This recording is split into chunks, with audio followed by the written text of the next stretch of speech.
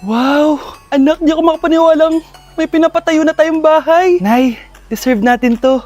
Ang tagal niyo din to pinaghirapan. Ma'am, saan ko po ilalagay itong mga semento? Doon na lang sa gilid, kuya. Sige po, ma'am. Excited na ako matapos tong bahay natin, anak. Saan dito?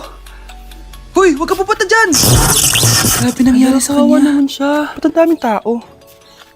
Engineer, anong meron? Ma'am, yung isa sa mga trabahador namin, na kuryente tapos natabunan ng semento.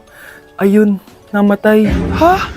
Paano nangyari yun? May nag-utos ata sa kanya na ilagay yung semento sa gilid. Madami live wire dun eh. Ay.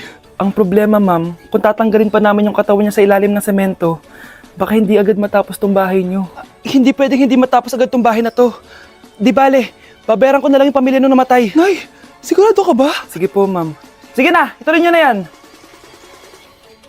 Congrats po, ma'am. Natapos din yung bahay niyo. Ang ganda, di ba? Wow, ang ganda. Maraming salamat, engineer. Una na po ako, ma'am. Anak, tara, pasok na tayo. Wow, ang ganda ng loob.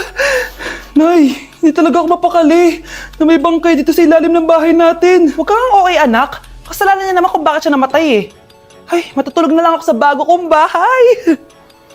Wow, ang ganda ng kwarto ko. Ano yun? Kasalanan mo kung bakit ako namatay. Nay! Hi, classmates! Namiss niyo ba ako? Oh, anong meron? Mag-review ka na rin, be. May long quiz daw. Excuse me? Hindi ko kailangan mag-review. Stock knowledge lang. Wow, stock knowledge? Spell mo nga. Watch and learn. Okay, class! Ready na ba kayo sa long quiz? Sana madali lang. Bago tayo magsimula sa exam, isa lang ang rule ko. Bawal mangopya. Are we clear? Opo, Yes ma'am. po. Okay. Okay, let's start. Get one whole sheet of paper. Ma'am, 1 whole po ba? Minus 10 ka na agad. Okay, class. Time's up. Pass your papers. Sana pumasa ako. Nakakalito yung bandang huli. Ano kaya magiging score ko nito? Ikaw, Scarlett. Ako? Feel ko nga bagsak ako eh. Okay, class. Mag-a-announce na ako ng scores, okay? Hello, yun na. Cheska, 12/20. Munti ka na bumagsak. Miguel, 14/20. Pwede na. At Scarlett, perfect! Wow, paano nagawa ni Scarlett yun? Grabe namang stock knowledge yan. Ma'am, may kodigo siya sa kuko niya, oh. Ha? Totoo ba? Scarlett, patingin ang kuko mo. Kaya pala perfect ka? Dapat bagsak na yan eh. Ang daya. Aba, bakit ako babagsak? Ang number 1 rule lang naman ni ma'am ay bawal mangopya. May sinabi ba siyang bawal maglagay ng sagot sa kuko? Meron ba? Ba't parang kasalanan ko? May point si Scarlett.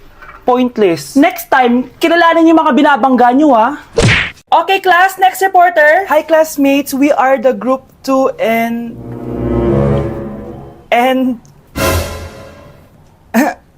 Scarlett, may nakakatawa ba? Our topic for today is... Isa pang tawa is zero na kita. Wait lang, ma'am. Saan pupunta yun? Nakakatawa yun, no? Ano, magpapatawa ka pa? Nagre-report ako, di ba? Gusto mo bang maging kwento, be? Joke lang yun, eh. Ang saya ng ginagawa natin, di ba? Subukan mo lang magpatawa ulit. Hindi mo magugustuhan yung gagawin ko sa'yo. Nay, sorry. Napagastos ka pa tuloy sa pagpapa-hospital sa akin. Ano ka ba, anak? Nawala na nga sa akin yung kuya mo, di ba? Ayoko namang mawala ka din sa akin. Hello po, good morning. Dok, ano po balita? Makakalabas na po ba si Scarlett bukas? Ma'am, may good news po ako. Pwede na po lumabas si Scarlett bukas. Salamat sa Diyos! Hindi na ako magiging pabayang ina. Ayoko na maulit yung nangyari sa kuya mo. Nay, ano pala nangyari kay kuya? Hindi mo pa nakakwento sa akin yun. Ha? Bata pa yung kuya mo, anak, nung nawala ko siya sa palengke. Mare, magkano tong sitaw? 50 na lang sa'yo, Mare. Ang mahal naman, Mare. Pwedeng 20 na lang to. Mga laruan ba yun? Ang ganda nun na. O siya, sige na, kumare naman kita eh. Ayun yung gusto ko sa'yo eh. Tara na, anak. Anak, anong lugar na to? Nasaan yung batang yun? Nasaan na si nanay? Nay! Anak! Ate, may nakita po kayong bata dito? Ay, wala po akong nakita eh. Nasaan na ba yun? Anak! Simula noon, hindi ko na nakita yung kuya mo, Scarlett. Hanggang sa may pumuntang pulis sa bahay natin. Ang sabi nila, patay na daw siya. Grabe naman yung nangyari kay Kuya Nay. Ang lungkot naman po pala nung nangyari sa kuya ni Scarlett. Sige na po, ma'am. Kailangan ko pa pong bisitahin yung mga ibang pasyente. Sige po, Dok. Salamat po. Anak, ang importante, makakauwi ka na bukas. Opo, Nay. Makakapag-thirst trap na ako ulit.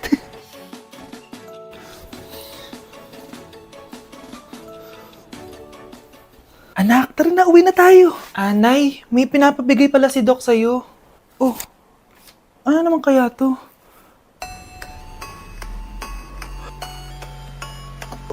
Paano nangyari yun? Doc, bakit ka meron neto, ha? Bakit may picture ka ng nawawala akong anak? Hindi mo ba talaga ako naaalala? Hindi. Sabihin mo sa akin, buhay pa ba ang anak ko? Umalis ka na. Marami pa akong gagawin. Buhay pa ba ang anak ko? Oo! Buhay na buhay ako! Ako ang anak mo na iniwan mo sa palengke dati!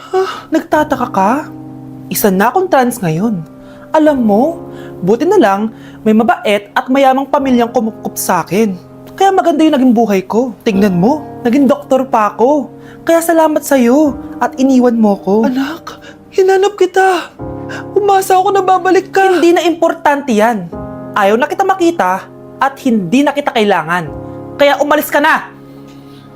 Hello po. Kamusta po yung pasyente? Dok, si nanay naman yung nagkasakit. Kamusta na siya? Okay naman.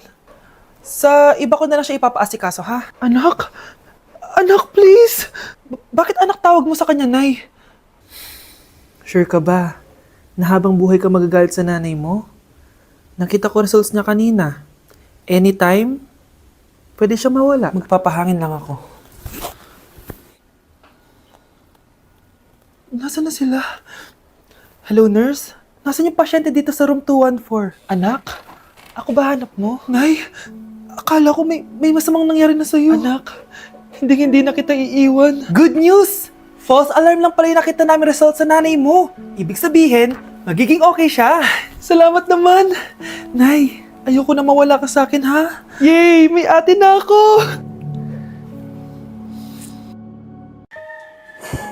Iniisip mo pa rin ba yung sinabi ng dati mong asawa? Baka totoo nga, na isa lang akong hampas lupa, na hindi nagaganda ang buhay. Ano ka ba? May anak ka na umaasa sa'yo. Tsaka, magkakatrabaho ka na, di ba? Hindi ko na alam. Sobrang bigat na. Pero salamat, Susan. Napagaan mo loob ko.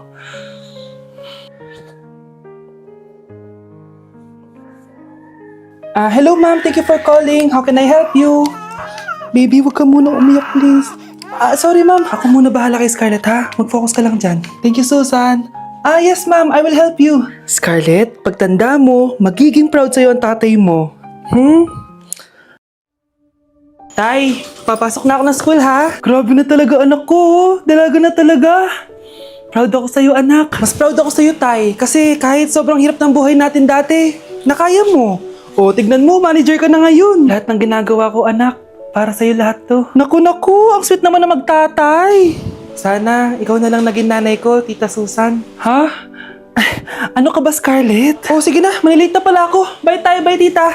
Hi, first day of school. Sana maging masaya tong chapter ng buhay ko. Kailangan may picture ako. Hoy, cellphone ko! Akala mo ba makakatakas ka? Balik mo yan. Miss, cellphone mo ba to? Cellphone ko. At doon nagsimula ang kwento naming dalawa. Sa susunod kasi, mag-ingat ka. Salamat, Simula nun, palagi na kami sabay kumain. At syempre, nagsishare ng baon. Palagi din kami tumatambay pag walang teacher at pinagchichismisan namin ang mga classmates namin. Sabay din kami umuwi hanggang sa... Uy, Scarlett! Tara, sabay na tayo umuwi. Sige, tara. Kunin ko lang yung mga gamit ko, ha? Oh, kanino galing yan? Ito, binigay nung crush ko. Wow, ganda. Oh, tara na, uwi na tayo, ha? Di na pala ako sasabi umuwi. May gagawin pa pala ako. Sige na. Hoy, sabi mo sabay tayo umuwi. Ano nangyari dun?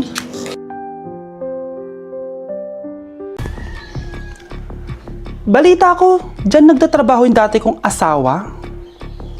Siguraduhin yung masisisante nyo yan. Dahil ayaw ko ng peste sa kumpanya ng asawa ko. Naintindihan? Susan, alam mo, feel ko talaga mapapromote na ako anytime. Kasi sabi ng manager namin, isa ako sa pinakamagaling sa amin. Ngayon pa lang, congrats na kita. Simula pa lang, alam ko naman na kaya mo. Alam mo, okay din pala na hiniwalayin ako ng asawa ko. At least ngayon, alam ko talaga kung ano habol niya sa akin. Yun ay pera. Madami pang ibang babae dyan, ano ka ba? Tsaka ang importante ngayon, nakafocus ka sa pagpapaganda ng buhay nyo. Oh, luto na to. Kaya na tayo. Ah, yes po, ma'am. Okay po. Ma'am, i-hold ko po muna kayo ha. Wait for a while. Sino itong tumatawag? Sir Ramon, may bad news po ako sa'yo. Ayaw ka po ng boss namin. Kaya Ano? tatanggalin ka sa trabaho. Anong tanggal na ako sa trabaho, ha? Utos lang po sa amin. Hindi pwede yun. Sorry sir, humanap ka na lang po na ibang trabaho. Bakit puro na lang kamalasan dumadating sa buhay ko?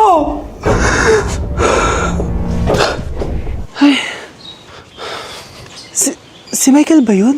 Michael! Scarlett? Bakit pinauna mo ako umuwi kahapon? Eh di ba palagi tayo sabay umuwi? May ginawa ako. Tsaka baka magselos yung nagbigay ng bulaklak sa'yo. Para ka namang ano dyan? Tsaka alam mo, na-realize ko, hindi ko na pala siya crush.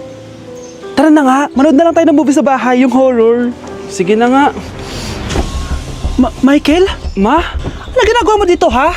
Get in the car! Uuwi na tayo! Di ba sabi ko sa'yo, nababoard ako sa bahay, kaya umalis ako? Michael, siya yung nanay mo? Kilala mo nanay ko? At sino naman tong babaeng kasama mo, ha?